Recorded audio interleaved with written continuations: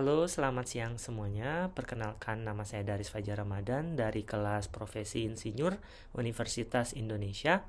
Hari ini akan menjelaskan secara singkat mengenai Hazard Evaluation Analysis untuk insiden yang terjadi di salah satu industri elektrikal yang ada di Kanada.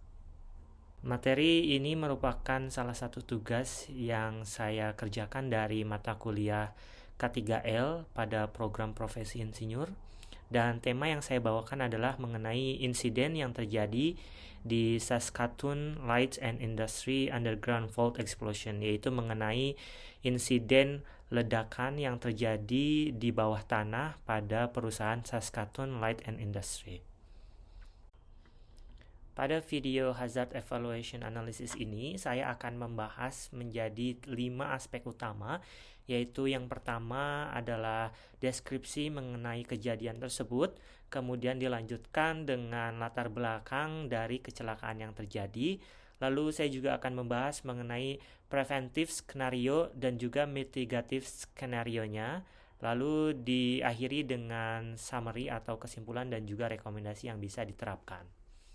Namun sebelum saya melanjutkan ke pembahasan yang pertama, yaitu deskripsi insidennya, saya akan menampilkan cuplikan singkat mengenai insiden tersebut sehingga kita mempunyai gambaran yang lebih luas lagi mengenai apa saja yang terjadi di sana dan bagaimana kronologi kejadiannya.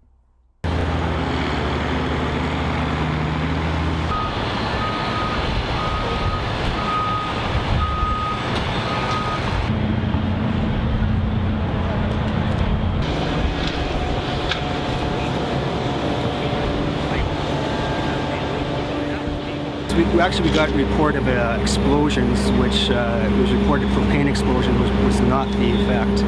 We pulled up, there was smoke coming out of the side of the doors. Firefighters investigated. What we have now is the city electrical crew is on scene and they're going to go down into the hole. It's been discovered there's 3 feet of water in the hole. The cause is still under investigation. Our Hussar fire rescue team is on standby and acting as safety in case something does go south.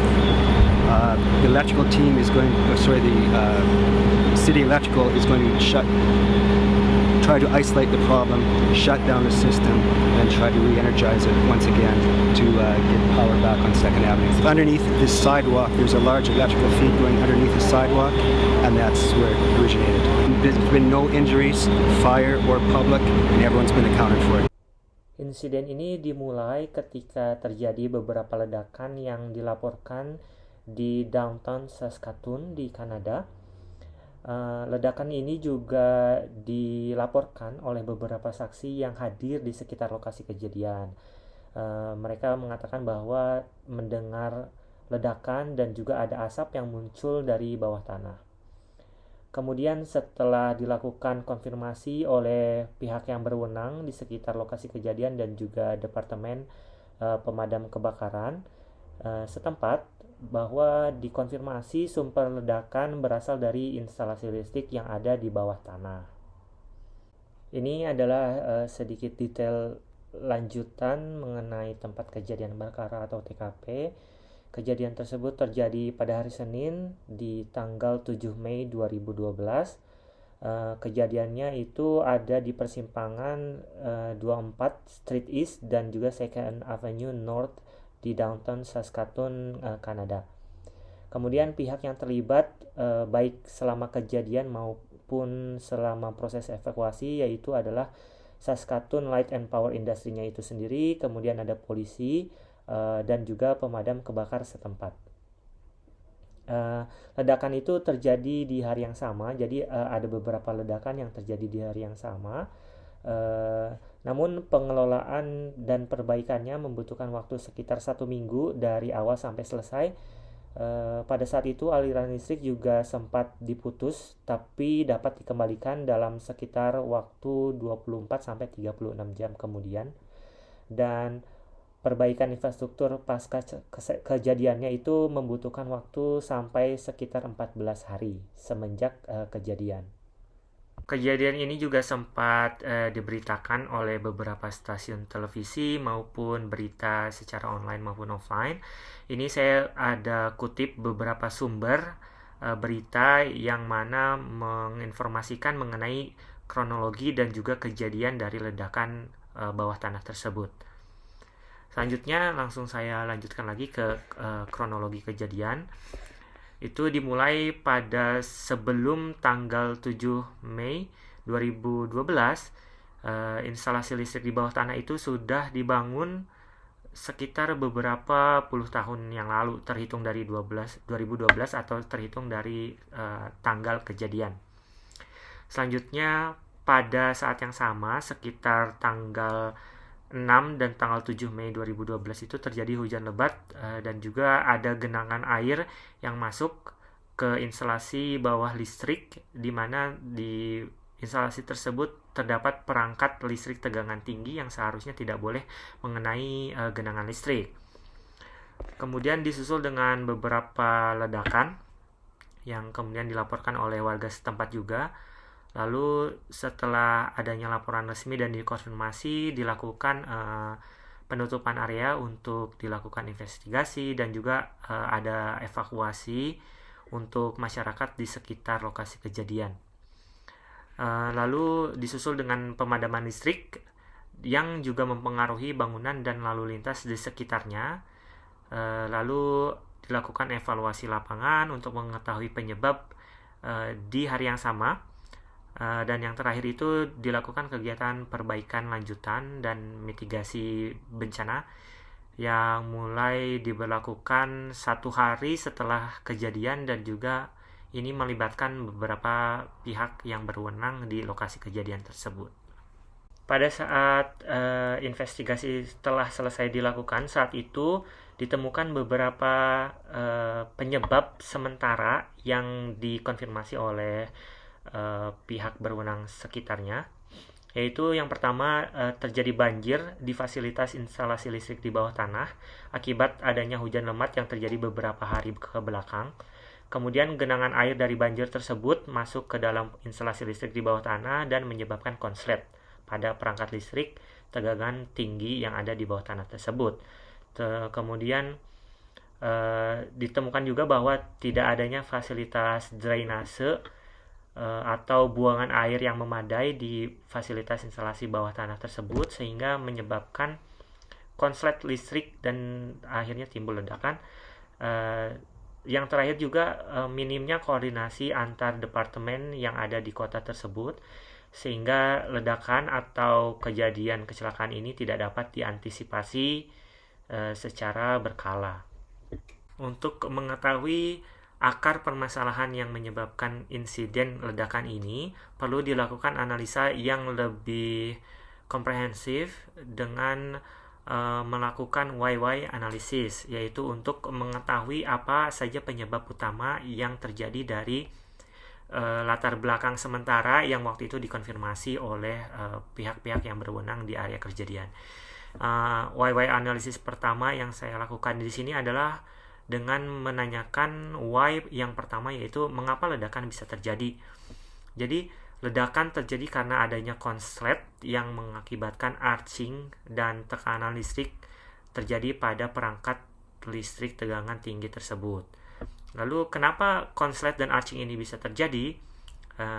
Konslet ini terjadi karena akibat adanya genangan air yang mengenai perangkat listrik tegangan tinggi di bawah instalasi listrik tersebut. Lalu muncul why yang ketiga, yaitu kenapa ada air di dalam instalasi listrik tersebut, karena adanya kebocoran pipa drainase dan kebocoran tersebut menyebabkan banjir. Lalu kenapa bisa ada kebocoran pipa dan banjir di area tersebut? Karena pada saat kejadian itu terjadi hujan lebat yang sangat intens, lalu tidak ada pemisah antara bangunan instalasi listrik dengan sistem drainase, sehingga air dari drainase masuk ke gedung instalasi listrik di bawah tanah. Lalu pertanyaan yang terakhir yang bisa ditanyakan dari why analysis ini adalah kenapa tidak ada pemisah antara instalasi listrik dengan sistem drainase air? Karena bangunan tersebut sudah dibangun beberapa puluh tahun yang lalu, sehingga standar bangunan yang dilakukan, yang didesain itu tidak memiliki pengamanan atau pemisah antara drainase dengan instalasi listrik, dan juga masih mengikuti standar bangunan yang lama sehingga belum diupdate, dan hal ini semuanya menyebabkan ledakan listrik bisa terjadi. Tentunya ledakan tersebut mengakibatkan efek dan juga kerugian yang dirasakan oleh warga sekitar maupun oleh perusahaan itu sendiri.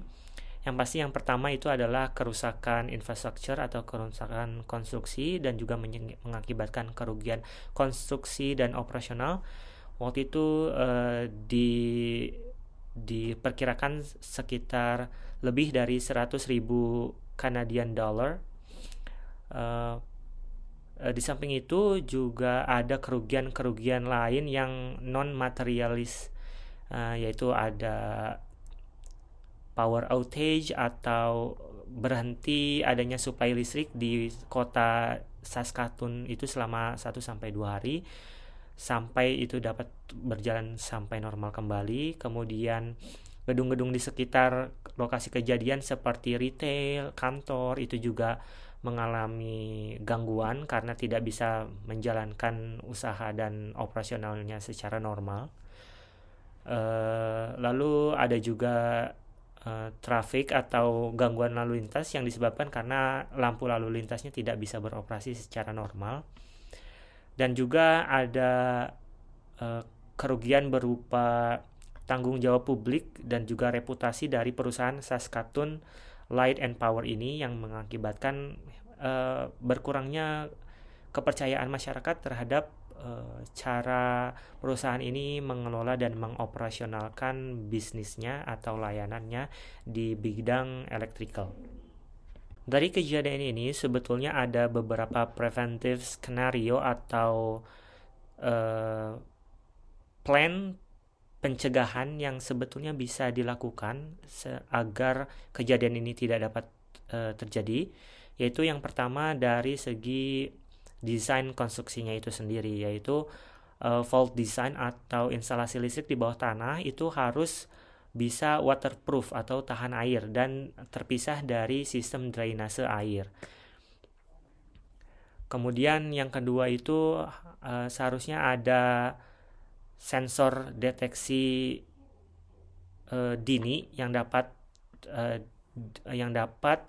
mencegah ledakan bisa terjadi dengan mendeteksi humidity atau kelembaban di ruang instalasi listrik tersebut, kemudian mendeteksi status temperatur atau suhu ruang, kemudian juga mendeteksi adanya kebocoran air atau tidak, sehingga jika sistem ini diaplikasikan di ruang instalasi listrik tersebut akan bisa mendeteksi dini sebelum terjadinya ledakan. Dan semua sensor ini juga dapat diintegrasikan dengan sistem SCADA atau otomatik atau sistem otomasi yang lain yang saat ini sangat terkenal, sehingga bisa dilakukan monitor secara berkala. Kemudian yang terakhir itu seharusnya dapat dilakukan inspeksi rutin dan perawatan secara berkala mengenai struktur di bawah tanah tersebut, karena instalasi listrik bawah tanah tersebut sudah dibangun sejak berpuluh tahun yang lalu, tentunya menjadikan bangunan atau perangkat di dalamnya itu menjadi tua dan juga butuh perhatian khusus.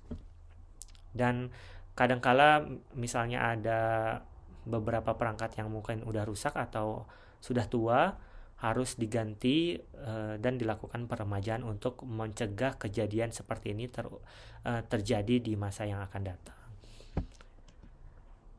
Tapi pada kenyataannya setelah dilakukan investigasi ditemukan bahwa dari preventive skenario tersebut ada beberapa yang tidak dilakukan, seperti misalnya desain bangunan bawah tanah tersebut ternyata tidak memenuhi standar modern, di mana standar modern ini harus memisahkan antara sistem drainase dan juga sistem listrik, dan juga harus memenuhi waterproof atau tahan air.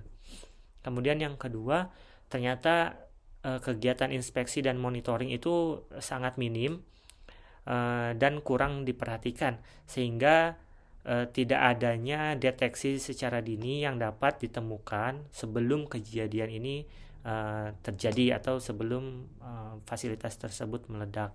Dan yang terakhir juga ternyata tidak ada peremajaan atau perawatan yang rutin dilakukan akibat minimnya koordinasi antar departemen, sehingga perangkat-perangkat yang sudah tua dan seharusnya diganti ini akhirnya tidak diganti dan menyebabkan kerusakan yang mengakibatkan kejadian ledakan tersebut.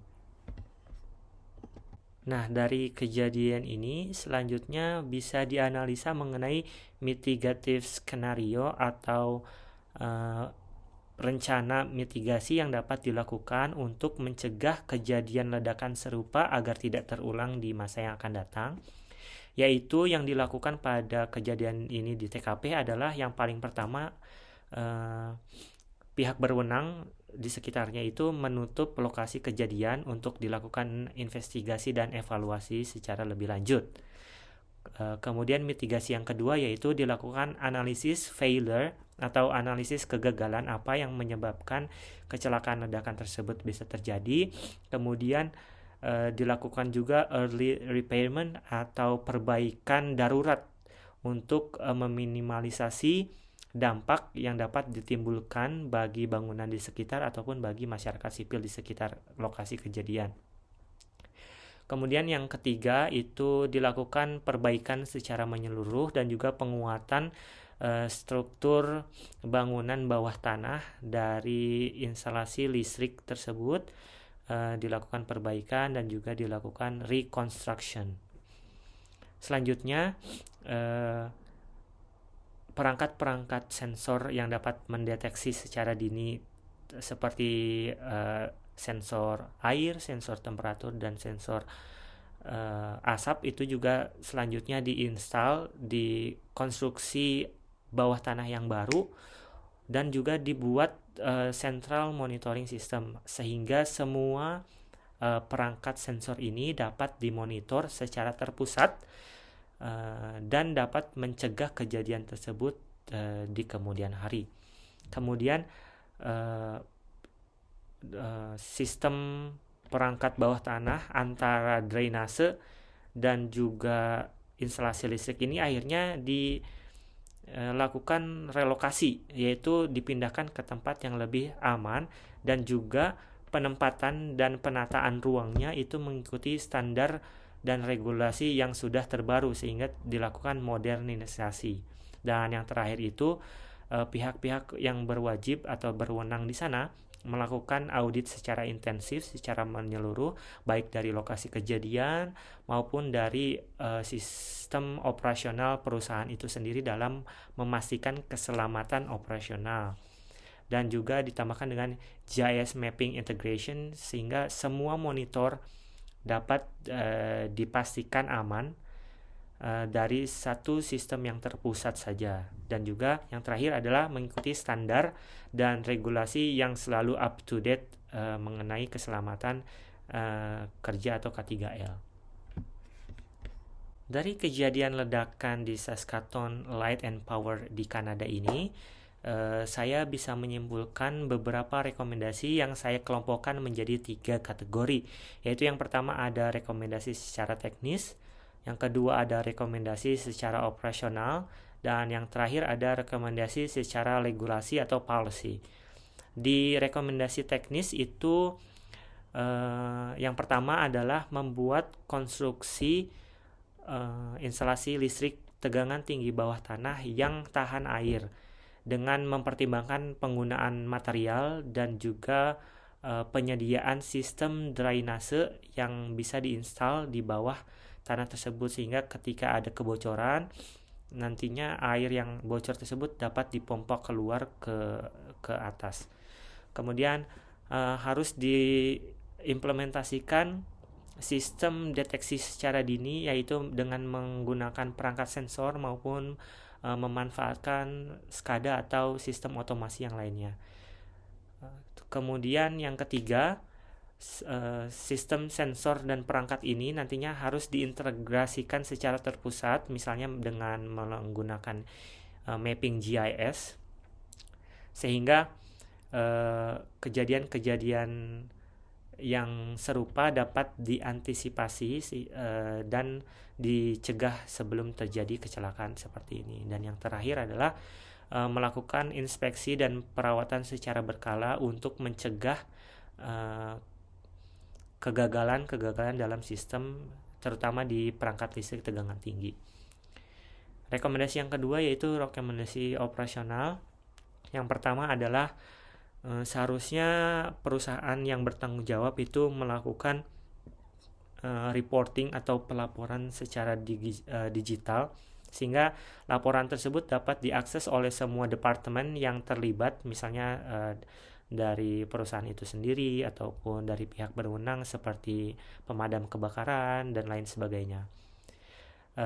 Kemudian juga harus dibuat protokol isolasi khusus untuk area-area penting seperti area listrik tegangan tinggi, sehingga ketika ada pemutusan jaringan atau harus dilakukan perawatan, itu dapat dilakukan secara aman dan juga secara cepat. Dan yang terakhir, untuk operasional itu harus sering dilakukan simulasi oleh teknisi ataupun dari staf darurat, sehingga ketika adanya muncul bau yang aneh ataupun muncul asap yang tidak biasa, itu mereka dapat mencegahnya atau dapat mengantisipasinya. Ini harus dilakukan apa selanjutnya gitu. Dan yang terakhir itu dari segi regulasi dari pemerintah setempat itu harus secara berkala mengupdate standar dan juga regulasi mengenai bangunan-bangunan yang krusial seperti instalasi listrik tegangan tinggi bawah tanah tersebut. Dan juga harus memastikan bahwa setiap perangkat atau industri yang terlibat itu harus mengikuti standar yang sudah ditetapkan tadi dengan melakukan audit misalnya secara berkala 3-5 tahun untuk memfokuskan keamanan di area infrastruktur yang padat penduduk. Dan yang terakhir, tentunya harus dilakukan training dan edukasi atau sosialisasi mengenai bagaimana cara berkoordinasi mengenai instalasi listrik tegangan tinggi di pemukiman yang padat penduduk. Itu harus mengikuti prosedur apa saja, regulasi apa saja yang harus diterapkan, dan juga apa saja standar yang harus ditempuh. Berikut ini adalah sumber-sumber dan referensi yang saya gunakan dalam membuat dan menganalisa hazard evaluation dari kejadian ledakan ini. Sekian presentasi materi hazard evaluation analysis dari kejadian ledakan di Saskatoon Light and Power di Kanada.